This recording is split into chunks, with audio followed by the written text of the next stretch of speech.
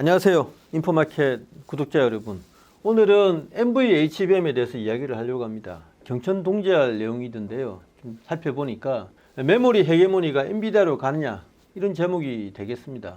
엔비디아가 실적 발표한 다음에 항상 주가가 빠졌는데 이번에는 많이 올랐지 않습니까? 그래서 지금 IT주들이 동반 반등을 했는데요. 이게 슬며시 NVHBM이라는 걸 내놨어요. 이게 뭐냐면 HBM의 베이스 다이에 메모리 컨트롤러를 집어넣겠다는 겁니다. 이때까지는 그러면 베이스 다이에 메모리 컨트롤러가 없었냐? 없었거든요. 베이스 다이 뭔지 아시죠? 로직 다이 여러 개 겹친 다음에 제일 밑에 있는 게 베이스 다이 아닙니까? 로직 다이에서 신호를 모아 가지고 항구에서 배를 떠나 보내듯이 수많은 병렬 연결을 통해서 GPU에 신호를 보내는 역할이 베이스 다이가 하는 거거든요. 거기에 이제 메모리 컨트롤러를 집어넣겠다는 거죠. 이때까지는요, 이 메모리 컨트롤러가 HBM의 경우에는 GPU에 있었습니다. 원래는 베이스 다이 있는 게 맞아요. 하지만 제조 난이도라든가 여러 가지 목적 때문에 GPU에 있었다고요. 이거를 이렇게 돌리면 다시 원위치로 복귀하면 어떻게 되느냐? HBM4E 대비해서 대역폭이 30% 증가한다고 엔비디아가 이야기를 했거든요. 전력도 15% 감소한다고 합니다. 대역폭 30% 증가하면 지금 안 그래도 대역폭하고 용량 때문에 골머리를 앓고 있는데 엔비디아로서는 굉장히 반가운 일이겠죠. 자체 연구를 해보니까 이렇게 되더라는 건데, 이렇게 되면 누가 좋겠습니까? TSMC가 좋을 수밖에 없잖아요. 왜냐하면 베이스 다이를 이때까지 TSMC가 만들어 왔는데 가뜩이나 이 작은 공간에 이 발열 문제 같은 거 해결하면서 어려운 회로를 집어넣었었는데 메모리 컨트롤러까지 집어넣으면 더 복잡해질 거 아닙니까?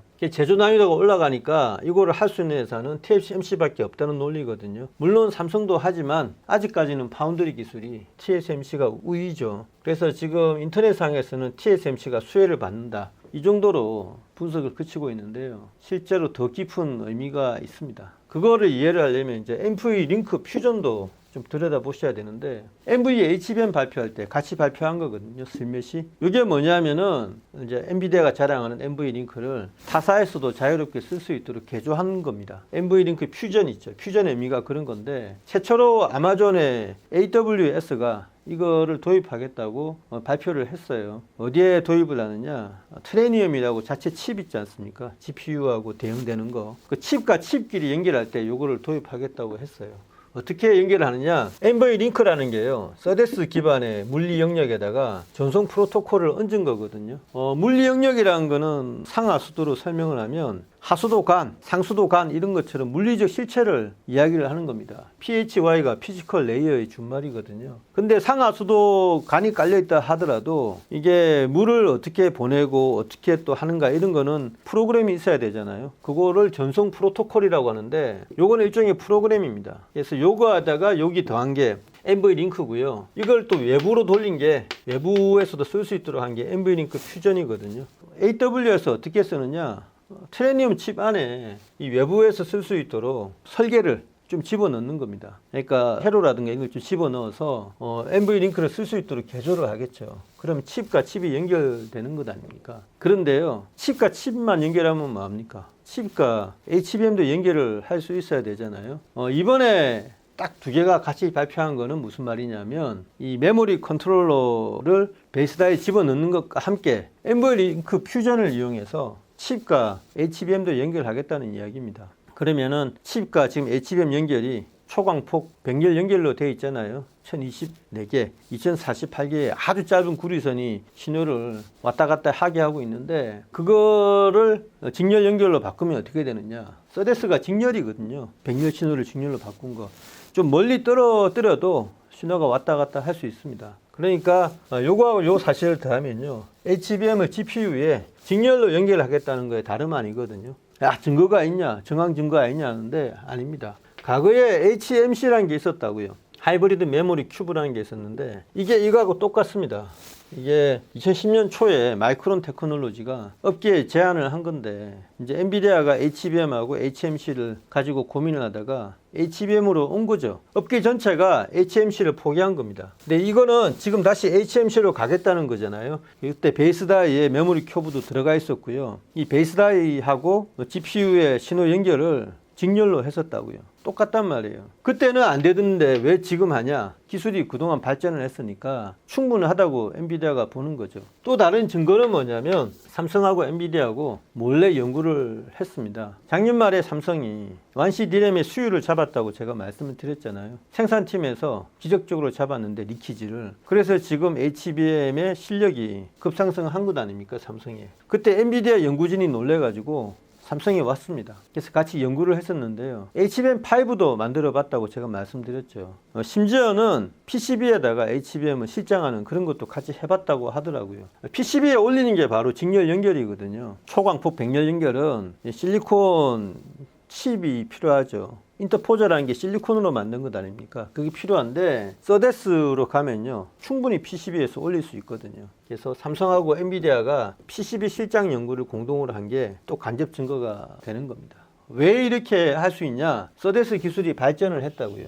448기가 bps까지 전송 속도를 지금 올리고 있습니다. 이런 기반 기술이 소리 소문 없이 발전한 게 있고요. 이거는 이제 제가 좀 더 나중에 해온 영상에서 말씀드리겠는데 이게 결국에는 어떻게 되냐면 강으로 연결하려고 할 거예요. HBM하고 GPU 사이, GPU와 GPU 사이를 다 강으로 연결할 거거든요. 그러니까 첫 번째 순서가 메모리 컨트롤러고요. 두 번째가 이제 NVLink 퓨전이면 세 번째가 이제 이걸 다 강으로 바꿔 버린다고요. 단계가 3단계인데 요거를 지금 생각해서 사전 작업을 지금 미리 하겠다는 거라고요. 그럼 이러면 어떻게 되겠습니까? HBM 제조 기술이 지금 한계에 도달했다는 게 엔비디아 인식인데 하이브리드 본드가 제가 안 된다고 말씀드렸잖아요. 12단, 16단은 TC 본드로 가능하거든요. 근데 지금 하이브리드 본드가 제가 안 된다고 말씀드렸는데 삼성전자에서조차도 HBM5 다음에서 한번 시도해 보겠다라고 한 발 물러난 상태거든요. 그거는 디싱 때문에 그렇습니다. 많은 사람들이 된다고 자꾸 이제 희망 회로를 돌리는데 물리학자들은 그게 불가능하다고 이미 단정을 하고 있단 말이에요.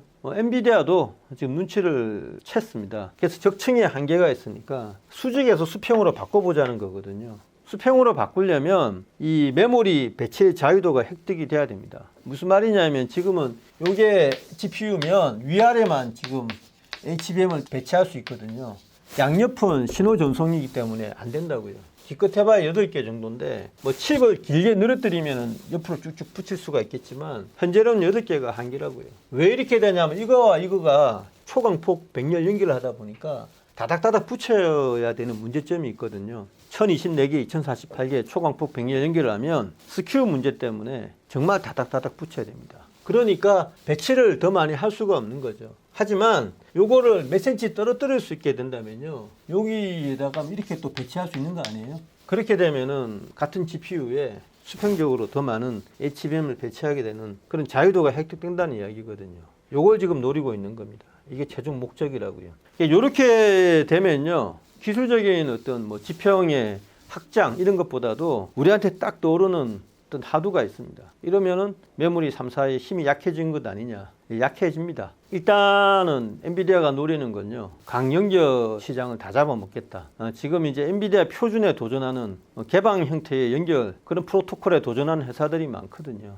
근데 엔비디아가 봐서는 그건 우리가 원하는 그림이 아닌데 우리 NV링크를 시장 표준으로 해야 되겠다 이거죠. 이 TSMC를 지렛대로 이용을 해서 연결하는 것까지 돼버리면요. 강으로 되면 HBM을 굳이 적층하지 않아도 이렇게 싸우면 되는 거니까 메모리 3사를 일종의 커머디티 그러니까 양산형 회사로 묶어둔 다음에 실제 돈이 되는 맞춤형 시장은 엔비디아가 다 먹겠다 이런 전략으로 가는 거죠. 여전히 메모리 수요는 있기 때문에 메모리 3사의 어떤 캐파가 낮아진다 이건 절대 아니고요. 계속해서 생산량은 늘어나지만 그 이상으로 엔비디아가 헤게모니를 획득하겠다 이렇게 보시면 되겠습니다. 지금 이런 상황에서 어떻게 우리가 투자 전략을 짜야 되느냐 그리고 엔비디아가 이렇게까지 밀어붙일 수 있는 또 자신감은 어떻게 되느냐 그거는 또 깊은 분석을 요구를 합니다.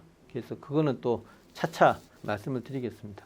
정말 이렇게 숨가쁘게 돌아가죠. 시장이 너무 메모리 1본도로 완전히 이 메모리 3사가 헤게모니를 장악해서 미래의 돈은 다 메모리 회사로 들어온다고만 생각하시면 안 될 것 같습니다. 좀 다양하게 보셔가지고 기술이라는 건 항상 확장되고 또 더 깊은 곳으로 파고드는 거니까요. 그런 주의점을 생각하시면 되겠습니다. 네, 감사합니다.